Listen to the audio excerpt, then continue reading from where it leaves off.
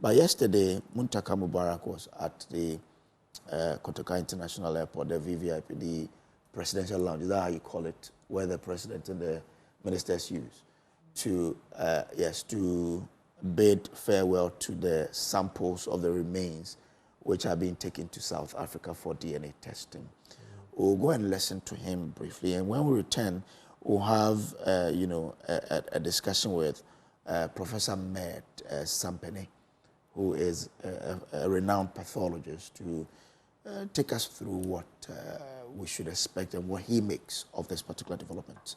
Let's take the Muntaka video now. Let's start by thanking the Almighty God for all He's done for us, and thanking Ghanaians and all well-wishers across the world for being with us and supporting us and having our back in prayers and all that in this most critical moment in our country's history. It is the first time we are having this kind of tragedy. And as you may all know, we are grateful to God that we were able to retrieve all the bodies. And they were brought up in Accra last night, as you all know. But to speed up the investigation, obviously we need to do further examination and investigation just for the avoidance of doubt. And some of the forensic that needs to be done, taking samples, how to be done outside the country. So that's why we are trying to fast track, and you see all that. We know that this evening the President will address the country and the world, so we hope that we'll all be patient and wait for the President's address. But I want to thank the families sincerely for all the cooperation that we've had from them and the support they've shown. We know they are grieving, they are in a hurry to have their family members so that they can attend them. But we are happy that they are cooperating with us, because it's not just about burying, it's beyond burying, trying to establish what happened, how things went, so that we avoid it into the future. So we want to thank the family for all the support.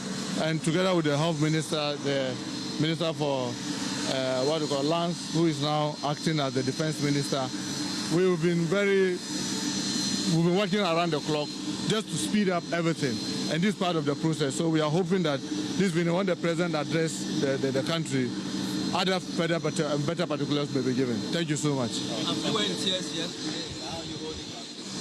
Well, aside everything, you are also a human being. So, yes, we need to be able to hold on, to be able to move our country forward. You cannot control crying forever, but we want to assure the family we are with them.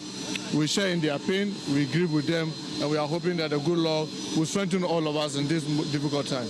Who is leading the team to South Africa? Our forensic, the head of forensic at the police, CID, is the one leading that. Thank you very much. Honorable, in the next 6-12 hours, they will be able to give us results.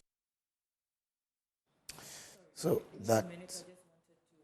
say something, because you referenced what Kofi Akwalu said. And I think that the comments he made, which was on Want to Meet You, we all listened some to of it, them were very terrible. Yeah. It's an example of the kind of politics we do not want in this country. He was very inhuman, very insensitive to the people who have died, their families, and to everyone. I think that Kofi Akwalu should be embarrassed by the comments that he made, regardless of his sentiments, his political stand. I understand when he goes to church, he sits in front. I need him to reflect upon what he has said and reconcile it with his God and see if it really aligns with his faith. We should not encourage those kind of utterances. I do not want to repeat them. A lot of people have watched him and heard what he said. I was surprised that the journalist, moderator, whoever was speaking with him, allowed him to continue without stopping him at any point. It was a real disappointment. Okay, grateful to you, Nong Falong there. Let's go on the phone lines now and bring in Professor Dr. Med Sampene. He is a forensic histopathologist at the Department of Pathology, School of Medicine and Dentistry, KNUST, and a consultant, pathologist at the Kwame Nkrumah, at the Komfo-Anokye Teaching Hospital, Kath. There, Prof, I'm grateful to you for joining us here. When it comes to DNA testing, we spoke to you at a time, and you have a lot of experience in this. What do you make of that decision to fly the samples of the remains to aid us in getting to the bottom of identifying the bodies as quickly as possible? So much for having me once again to discuss some of these things bordering the death of these our gallant men who, sadly perished, on their way to perform a duty for the nation. I believe that at this time we should be continuously mourning them instead of discussing the procedure and then the method with which the government or whoever is taking the decision as to how to identify their remains, go about it. What it is that your question, coming back to your question, it gives me some few moments to think of how, one, the system, I'm talking about Ghana medical system, is being, looked down upon by the powers that be. In fact, it cuts across all governments when it comes to dealing with, issues like things that are not so complicated, not so complex to manage. They jump into the next flight and they are on their way outside of Ghana to go and have it done and come back. Biopsies of prostate biopsies, normal medical examinations, and some of these things are done outside of Ghana. If it is on their own, that would be fine. Maybe doing it, by paying this all by themselves, that is okay. But to use the resources of the nation and go and get some of these things done, that is where the worry is. That's one. And then two, there's this question of why is it that Ghana, we don't purchase or we don't procure some of these, assuming that we don't have, which of course I don't want to buy into that we don't have what it takes to do DNA. And even no matter how quick or how urgent we want it, I don't think in doing tests, it's not a question of how fast you want it done, but how accurate and how genuine the whole thing is going to be like. It's not about you want to fast track it because some people want their bodies to be, to bury. That is not the issue here. So the governments have failed the system by not investing in the medical system here in Ghana. They spend so much money to train us. They spend so much money, resources to train us outside of Ghana. And when we come back, we just come back to join the system as it is. No matter what we do, no matter how hard or how, many times we cry, nothing is done. So you as a doctor, you're sitting at Kulebu or Konfanochi or University of Ghana or University of Cape Coast or that edifice that has been built in Accra here, University of Ghana Medical Center. All these places are just there just for the name of it, because if you don't have what it takes to perform simple procedures, what of course are not things that we can go and disgrace ourselves. As for me, I see it as a national day of disgrace when we take such samples to places like South Africa, Nigeria, or whatever that we deem fit to take it there. I feel so sad about it. And let me also add that if they don't have confidence in our system, in our institution of training, why would they send their children to us to come in, to train them in the medical schools? I have had opportunity. If people people haven't gotten the opportunity, I've had opportunity to train a lot of minister children in the medical school, even to the level of specialty in Ghana here. So what are they telling us? So if that is what is happening and that nobody is trying to invest, and I hope that this is going to be a lesson, the Ghana Medical and Dental Council or Ghana Medical Association should take it and then let the government know that this is enough is enough. Some of these things is a disgrace to us. We meet some of them in conferences. We meet some of them in places where we present our papers, we present whatever it needs to be presented, and they applaud us only for us to take samples to them. Sometimes you see that somebody has taken blood, he takes the blood, you say, well, I'm taking to South Africa for analysis. Meanwhile, the parameters in South Africa, the standards in South Africa are different from the standards here. I have so much examples to see it, but this is not the platform for it. But honestly, it's not the best of things to do. I believe it's not. But yesterday I had a chat with some of my senior colleagues, professors, and they were all, in fact, they were all embarrassed. They were all disgusted about what has happened. That no, this thing shouldn't continue.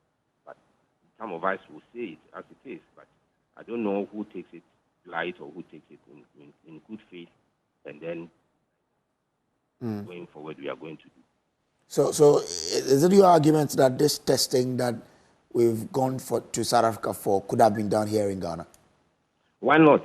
Don't we do? Let me give you an example. Do you remember the Takoradi issue where three girls were abducted and then were murdered?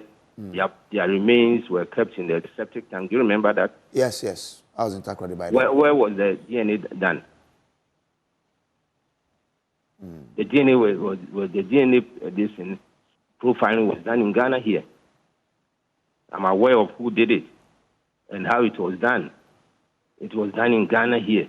And based on their findings, the judges, in their wisdom, used the same results to pronounce, judgment. And not only that, there are a lot more of such cases. Is it a ballistic forensic specialist? We have them. Assuming that they presume that somebody might have done something. All those things. For instance, if they go and then whatever happens and the results needs to be continued or the process needs to be continued, who is going to continue? Is it Ghana or South Africans who will come here and get it done?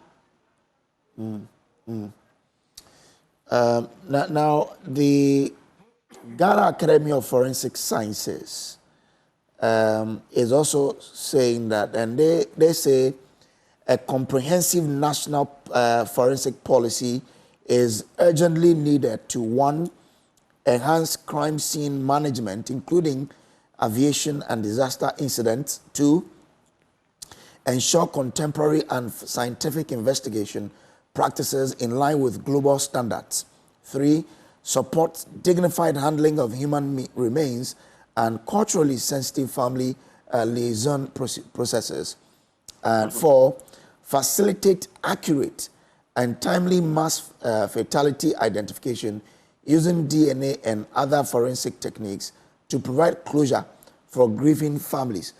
Doesn't this suggest that maybe, because they are calling for a national policy urgently, a national forensic policy to deal with this, what does this mean? Does it mean we have the capacity but they need a policy to regulate it, or what exactly?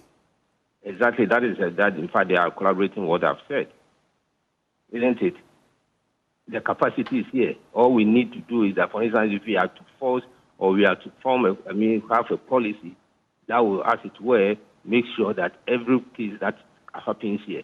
In fact, yesterday, I don't know whether you remember, I told you that the way we handled some of these things also compromised findings, isn't it? Didn't I say that? Yeah, you did.